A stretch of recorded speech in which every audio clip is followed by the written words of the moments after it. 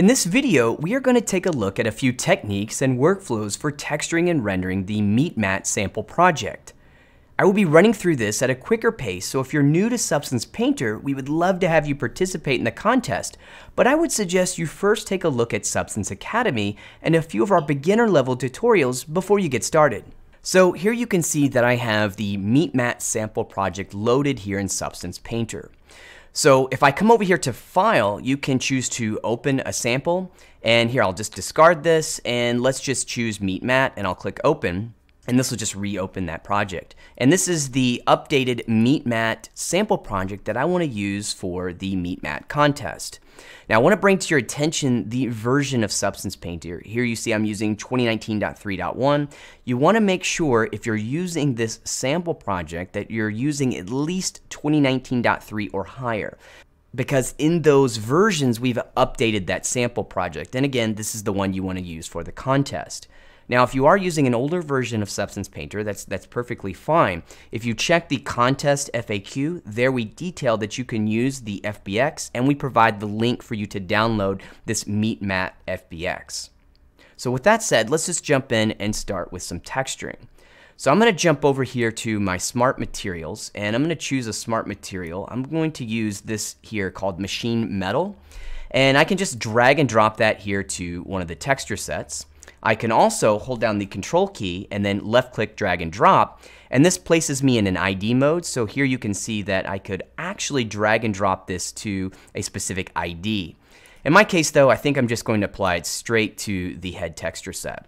Material applied. Here in the layer stack, we have this layer group. If I expand it, we can see all of the layers that make up this particular smart material, and of course I can go in and change any of this content.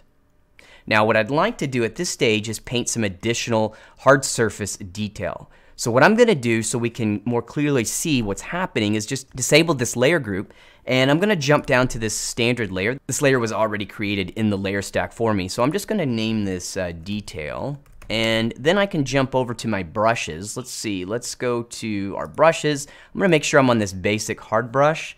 And then I'm going to jump over to hard surfaces, and here we have a lot of these hard surface normal maps that I can use to create various detail.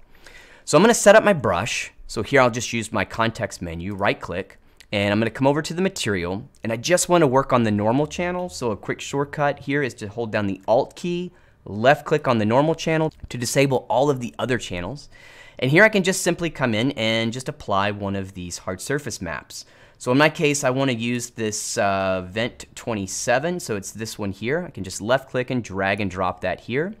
And then I can come into the actual surface and just start to paint some strokes or stamp down this particular hard surface detail, and this is what I get now in the 3D view. Now, one of the things you'll notice is that the brush tip, this particular hard surface map, fits perfectly within the tip of the brush, but there can be cases where the hard surface map gets cut off. So for example, if I hit the right mouse button to open up my context menu, I'm going to take this Vent 29, and then here you'll see that the actual corners are being cut off by the tip of the brush, and I definitely don't want this. So what you can do in cases like this, let's go back to that context menu, right click, come over to the alpha, and you can actually just disable the alpha by clicking this close button. So now you'll notice that I can see the full extent of this hard surface map, left click, and I get the correct result. All right, so let me just undo a few times. Once more, I'm going to set up my brush. Let me come over to my material, and like I said, I want to use this Vent 27. All right, so now I'm ready to get to painting some of this detail. What I'd like to do is enable some symmetry, and I can do that here at the top of the menu bar. I'm going to enable my symmetry option here. And what I'm going to do is actually paint with radial symmetry. So if I come over to the symmetry options, we have mirror symmetry or we have radial symmetry. Here we have this angle span, so I'm going to set this to 360, and then I have this count. Now, you'll also notice that so I can visually see what I'm doing, I have this show axis enabled, and that gives me this origin point here. And I also have at the top of the toolbar, the manipulator is visible. This allows me to grab this Y-axis handle and position this origin point where I would like the origin to be for this radial symmetry. And here you can see that I get these preview dots that let me visualize the count. So for example, if I come in and just left click, we now are able to paint with radial symmetry. All right, so now that we have that set up, what I'm gonna do is just come over here to this edge. I'm gonna hold down the control key and use my left mouse button up and down to simply rotate the brush. Substance Painter's automatically recomputing these vector normals, so we're going to get the correct result. Then I'm going to hold down the control key, right mouse button, left to right to scale my brush. I'm going to scale this up a little bit, and then I'll just left click to stamp this down. And so now I've used my radial symmetry to add some detail here. So I think I'll do the same thing on the inside of this face as well. Here I'm just rotating and positioning, scaling and rotating the brush to get this into the correct location, and then here I'll just left click to stamp this down. All right, so this is the detail that I wanted to add for my head texture set. Now I'll come up here to the top of the menu and just disable my radial symmetry. I'm not going to be needing that any longer. All right, so now that I have this detail, I'm going to come back to the machine metal group and I'm just going to enable this. And so now you can see that we have our detail and we also have the smart material enabled. So if you're using smart materials in your project, you can run into a situation like we have here. So we have the detail, but if I zoom in and take a look, well, a lot of the generators that are being used in that particular smart material, they are not taking these new hard surface details that we painted into consideration. And this doesn't look very good. So what we need to do is be able to tell these generators that we have this hard surface detail, and we can do that by using an anchor system. So this is a bit of an advanced technique here in Substance Painter, but I wanted to cover it because if you are using, like I said, smart materials and different materials, this is a situation that you'll run into quite often. So let's walk through this and I'll show you how to set this up. So we have the detail. What I'm going to do is just simply right click here and I'm going to choose to add an anchor point. You can see that the anchor point just takes on the name of the layer. And what we want to do is we want to be able to just take this detail layer and add it here to our layer group. So let me just expand the layer group, and here I'll close this up a bit, and then all I'm going to do is simply just left click and just drag and drop this detail here into my layer group. So when I do that, you can see that, well, all of a sudden my detail disappeared. And I wanted to showcase that because this, again, is something that you can run into if you're working with smart materials. So what's happening here is just the nature of a layer stack. We have some layers are overriding this normal information that we painted. So one way to take a look at that is to look at the blending modes for our layers. So I know I'm working with normal information. So what I would do in this case is come over to my drop down. I'm going to target my normal information, and I'm just going to look at some of these blending modes.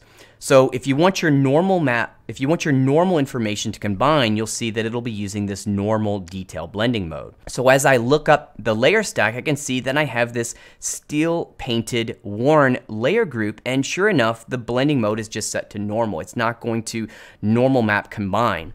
So all I need to do in this particular case is just change the blend mode. So here I'll select my blend mode, and it's getting cut off a little here in the screen capture, but what I'm using is this option called Normal Map Detail. So I'll choose this, and here you can see that I get all of my detail back. All right, so what I like to do in this case is just set this drop down back to base color. I'm doing that just simply because I prefer to look at the actual color thumbnails in the layer stack. All right, so now that we have this in place, we just go through the process of finding which generators we would like to use with this new normal detail that I created. So here I would go through the process of just toggling on and off some of these layers. So in my case here, if I take a look at this, I have this rust brown. I'm going to toggle this on and off, and I can see, oh, okay, well, there's all the rust. This is a good indicator of what I would like to use. So here I'll take a look at the actual layer mask, and sure enough, there's this dirt generator here. So what I'm going to do now is I'm just going to right click just so that we can see the menu a little bit more clearly, and I'm going to scroll down towards the bottom, and here you'll notice that we have this micro normal input. So I'm going to click this button. It's going to open up my mini shelf where I could normally browse for resources, but in this case I'm going to click this tab here for my anchor points. And you can see that as I mouse over, it starts to highlight that anchor point here in my layer stack. You can see that here. And this is exactly what I want to do. So I'm just going to left click and choose this anchor point. Now, this feature is very robust that we can link any type of channel information to any layer we want. But in my case, I want to work specifically with just this normal information. So for my reference channel, I'm going to choose normal. Then I'll just scroll up, and here we have this section for micro details. All I have to do is just simply come in here and just enable it. So now you can see that I start to get a little bit of rust here gathering in this occluded area of this hard surface detail that I painted. Now I have a lot of controls that allow me to change this effect. So for example, we're talking about occluded areas. I can adjust this AO radius. So I'm just going to pull this value up a little bit just to make this overall rust effect a little bit more visible, and we can see that here. All right, great. So that takes care of what we wanted to do for this rust brown. Now I also have this steel painted worn layer group. So if I toggle this on and off, this is basically my painted layer that's being removed or kind of scraped away to reveal the metal underneath. And I definitely would love to have my hard surface detail take advantage of this mask generator as well. So let's take a look at the mask for this layer. It's just a simple metal edge wear generator. Perfect. Let's left click on this. I'll hit the right mouse button here so that I can just quickly pop up my properties. Do the same process. I'll scroll towards the bottom. Micro normal. Let's go to our anchor point tab. Let's choose that same detail. Reference channel. I'm working with normal. Let's make sure I select normal. And we'll scroll up. And then here is where I can come in and just enable the micro normal option. So now when I do this, you can see that we're starting to get edge wear for all of these details, which is really cool. And of course, just like before, we have the ability to change this effect. So for example, maybe I want to adjust the curvature intensity and maybe increase this or decrease this a bit. I can also, again, work with that AO radius and so on. In my case, I think I'll leave it like this curve intensity, and that completely sets up the effect. So now what I can do is I can just always come back to this new detail layer and I can paint some new additional details. So for example, just to showcase this, let me find something else that I could work with. Here, I'm going to right click again to come over to my material tab. This is the properties for my brush. And I'm going to try this strap 01. So let's just left click and drag and drop that here. Actually, I think I probably want to enable my radial symmetry in this case. It's already set up from the previous operation. So now I'm just going to rotate, scale, position my brush. So I'll get something like this, and then I'll stamp this detail in. And here you can see that once I've set up this anchor point to the generators, now I can just freely start to paint and add detail, and everything is going to work as expected. So that's how you can use the anchor point system if you're using pre-existing smart materials that already have generators created. Things to watch out for: just make sure that when you have the layer group, you want to place that detail layer at the very bottom, because the layer stack is going to process from the bottom upwards. Whenever you're using an anchor point, it just needs to be below any of the generators that are referencing it. Also, again, make sure that the blend mode for any of the layer groups, so here I'll select normal, just make sure that blend mode is set to normal map detail so that you're able to combine that new normal map detail that you're painting up through your layer stack. All right, so that's going to take care of this machine metal. One of the things I could do in this case is I want to apply this same machine metal to the rest of the texture sets here. Now I could use my right click and I could instance this, but I do have this detail and I want to be able to change some of the content for the smart material per texture set. So I don't want to instance in this case. What I'm going to do is just simply copy and paste the layer stack. So here I'll just right click and I'm going to choose copy layers. I can come over to, say, the body and right click again and then choose to paste layers. Again, I'm choosing just to paste the layer, not as an instance, because I want to be able to come in here and make some changes. Like for example, this rust is a bit too intense. So this is where I might come over here to this rust brown, come over to the dirt. Here I'll right click to quickly get to my properties, and here I may adjust that dirt level. So I think I want to do something maybe more like this instead. And then lastly, I'm going to jump over to the base, right click once more, and then choose paste layers. So here you can see that I've gone ahead and painted a few more details just as we did with the head here on the body.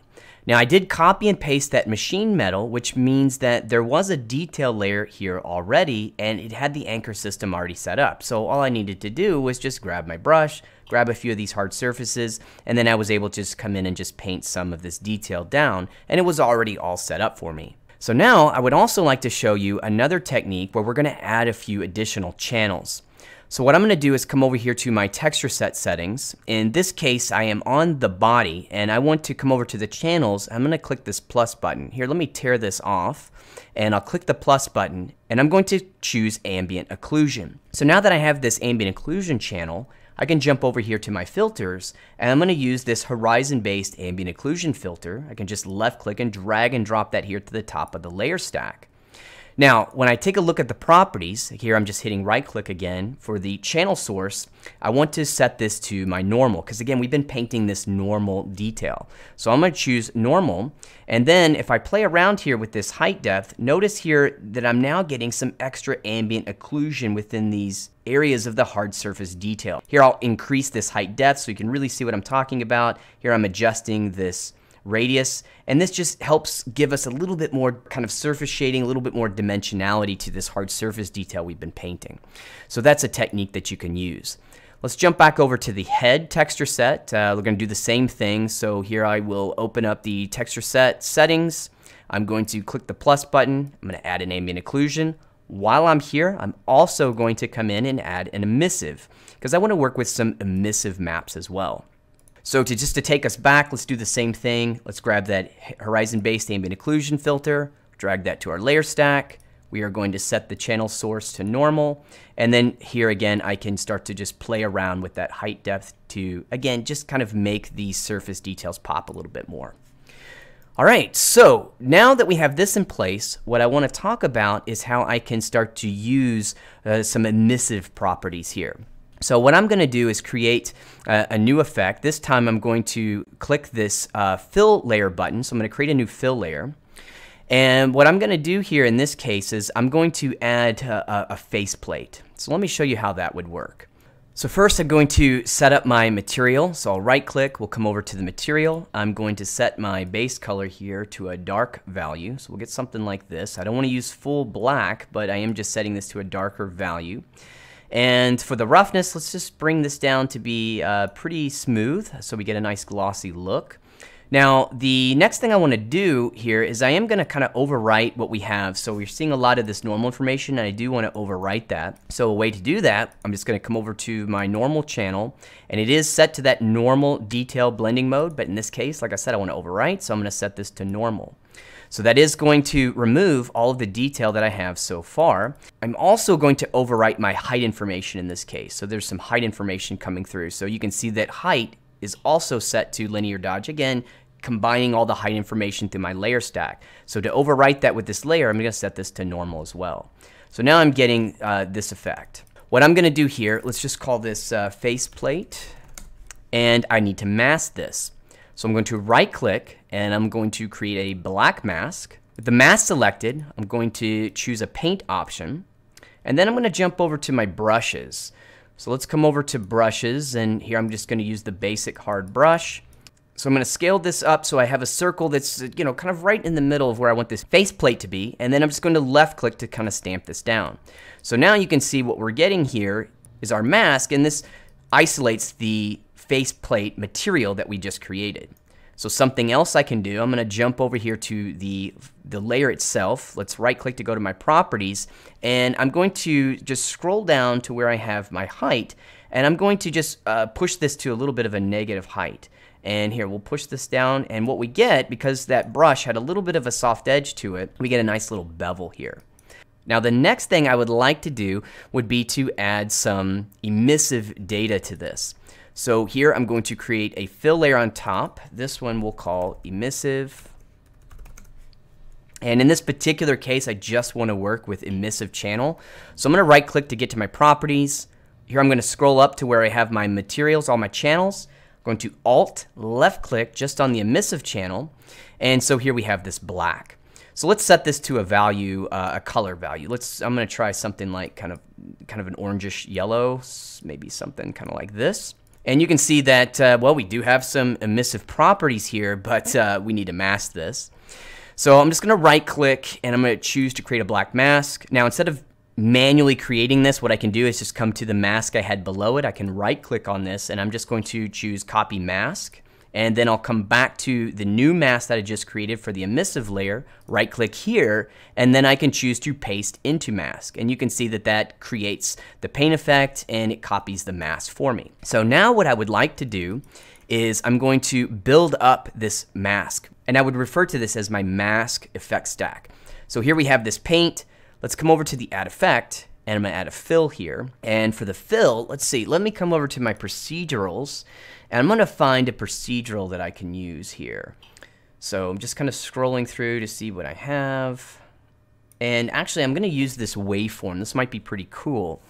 So here, I'm gonna right click, go over to the material property. You can see that since I'm in a mask, it's just a grayscale input, and I can left click and drag and drop this waveform here. Now you can see in this particular case, this waveform fill is overriding what we had for our paint effect. Well, that's no problem because we can actually combine these together to build this final mask by just simply using a blend mode. So for the waveform, I'm gonna come over to my blend modes, and I'm just gonna set this to multiply. And that basically isolates the waveform into the paint mask that we created in a previous step. So now I can start to just play around with the properties for this waveform. So I'm gonna right click here, and here you can see that I can start to play around with this. So I'm gonna come over to the actual noise parameters, and I am going to just make a few adjustments here. So let's adjust the size max. Now I can see that I think I want to position this a bit. So what I'm going to do is come over to the UV transforms for this layer, and I'm going to play around here with this second slider, which is my Y offset. So I want to put this kind of right in the middle. Now I can come back and start to play around with, say, my balance, my size min and max. So I'm getting this. My wave number, I can increase this. So here, let's set this to maybe a value of, say, I don't know, let's say 8. And then I can play around with some of these settings, like here I have my noise and so on. Again, playing around with just some of these different settings to get what I want. So I do want to increase this balance a bit, and this is the exact effect that I'm looking for. So here we have our face that has this kind of cool emissive waveform rendering inside of it. So now that I've finished texturing, I need to render this for my contest submission. And we're going to do that by using iRay here directly in Substance Painter. So to jump into iRay mode, I just simply need to come up here towards the top of the UI and just click this camera button to render in iRay. So I'll click this, it's going to take me to the iRay rendering mode, and iRay is going to warm up, and then it's going to start to render my scene. Okay, so here you can see that my scene is rendering, and what I'd like to go over now is some settings that you can use for your contest submission. So first thing that we need to do is if we come over here to the top, you can see that we have this default camera. If I drop this down, this is going to allow me to view all of the cameras that were a part of this FBX file. So for the contest, there are 2 camera angles that you have to render for your submission. The first one is C1 front, and the second one is this C7. Now, what I'm going to do to start is we can come over to the environment, and you can change your environment. You can use whichever one you want. So for example, for the environment map, if I click this button, it opens up the mini shelf, and I can choose a different environment to work with. So in my case, maybe I'll use this one here, which is this soft 4 tube, and I'm going to select this, and you can see that it's going to change the lighting. So here I can use the shift key and the right mouse button left to right to rotate the environment. So I can change my lighting environment here, and you can see iRay is interactively updating as I do that. So I'm just going to set my lighting environment. So maybe something like this for now. And then what I'm going to do is just scroll down through here to where we have this section called Dome. And you can see that we have this clear color enabled. So if this is turned off, you'll actually see the environment map itself. But in my case, I'm going to leave this on. And then for the clear color, I'm going to switch this to just a really dark background value. So something like this. This is what I want to use for my render here. All right, so now that we have that set up, you'll also notice here that you have some camera settings. We're not going to adjust any of this because, like I said, we need to use this specific preset, either C1 or C7 for the contest submission. Now, the next thing that I can do is I can come over here to my shader settings tab. Now, here is where you can work with the shader settings. Also, we have displacement. So we did add displacement to Substance Painter, and if you are wanting to work with, say, height information, in my case, I painted normal, but if you were painting height information and you want to use displacement, you can do that as well, and iRay will also render that displacement, and here's where you can change the tessellation controls as well as the scale for the height displacement. And this displacement and tessellation settings will link from the real-time 3D view from Painter over here to iRay. In my case, I'm not actually working with displacement, so I'm going to jump back over to my shader settings, and what I do want to change, though, is this emissive intensity. So I'm going to set this to, let's say, a value of 2. So I'll hit 2 and hit Enter. And here you can see that it starts to update. It's like a multiplier of that intensity value, which is pretty cool. All right, so let's now go back over here to my display settings, and the last thing I want to do is come over here to my activate post effects. So I'm going to enable these, and this is where I can start to add some kind of cool features. So for example, I might want to add a little bit of a vignette.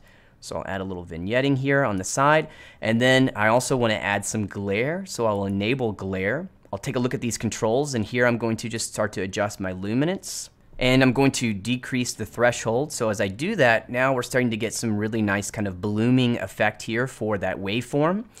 The shape, I don't like this filter cross, so I'm just going to set this to the standard bloom. So I get this kind of nice horizontal bloom here. Now I can also jump into, say, something like tone mapping, so I can enable my tone mapping, and here's where I can start to do a little bit of kind of color grading and such. So for example, if I want to increase, like, say, my exposure, so I'm just going to lift my exposure value here just a bit. And again, speaking of color grading, if I like, I can come back over here to this color correction actually and enable this. And then here's where I can come in and start to do things like play around with maybe my white balance. So maybe I want to, introduce a little bit of a kind of a cooler tone or a warmer tone. I can do that. I think in my case, I'm just going to use a cool tone to kind of offset some of this orange yellow glow that I have from the waveform. I can play around with some contrast as well as the saturation, so I can desaturate or increase the saturation. Maybe I'll punch that saturation a little bit. And one other option that we have, if I scroll down here towards the bottom, we also have the ability to activate a color profile. So if I activate this, this gives me the ability to load in a profile, which is basically a view LUT. So for example, if I try something like, say, this vintage mode, I can get some really cool color grading type effects. And you can even create your own color profiles and import those into Substance and use those as well if you like. So here you'll notice my render looks pretty noisy, and that's because we need to change our render settings. Now you'll notice that here at the top, the status, it says green done. It means that it's no longer rendering. iRay is no longer refining this image. The rendering quality is controlled very simply through the samples or the max time. So for example, the max time in my case was set to 10 seconds. So this refined for 10 seconds and then stopped. And this is the result that I got. So obviously a little too noisy, but pretty good when I'm kind of tweaking values. So when it's time to do my final render, I could switch this to, say, something like minutes, and maybe I'm going to let this render for like 1 minute. And so now you can see that the status is set to rendering. iRay is now refining this image here. Now, one other thing that I want to bring to your attention is the resolution that you'll need for your contest submission. So you'll notice that this override viewport resolution is enabled because I set a specific camera here. And the width is set to 1920 by 1080, which is the resolution gate coming from my camera. So when you go to do your contest submission, you can submit in one of two resolutions, 1920 by 1080 or 4K. Again, be sure to check the contest rules to get all of the information you need. But like I said, you can use one of those two resolutions. So here you can see that I let this render for 1 minute, and if I deem that this is a good enough quality, I can say, okay, well, yeah, this is done, let's go with this. So I have my resolution set, I've rendered the correct camera angle, and now I just simply click this Save Render button, and then I choose the format and I save my file. I can also choose to upload this to my ArtStation account as well. This concludes this walkthrough. I want to wish you the best in this contest. I hope you had a lot of fun, and it's really cool to have everyone come together as a community and participate. We can't wait to see what you produce. Have fun, and I'll see you next time.